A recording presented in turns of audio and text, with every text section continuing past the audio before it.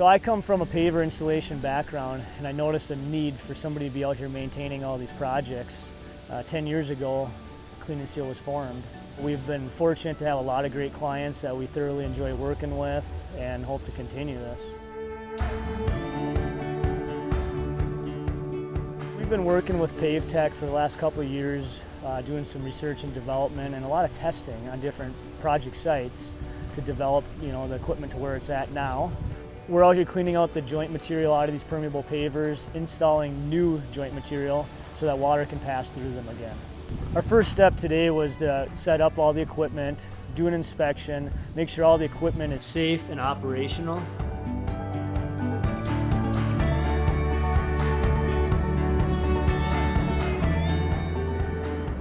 When we did the water infiltration test, it confirmed that these joints are completely plugged.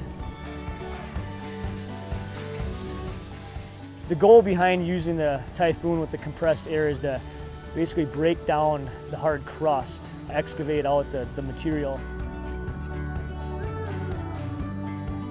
And then we bring in the Pave Vac, which sucks all that stuff back up.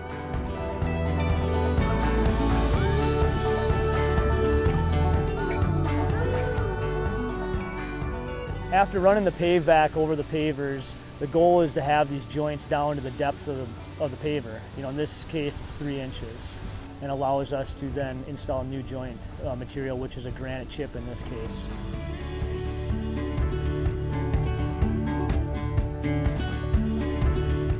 So after the new chip is installed, we vibratory compacted it. We're going to now do another infiltration test to determine if our process was effective. In this case, our final test showed water infiltration of over 100 inches per hour, proving our process was successful. A final recommendation on a job like this is to apply a protective sealer to the pavers.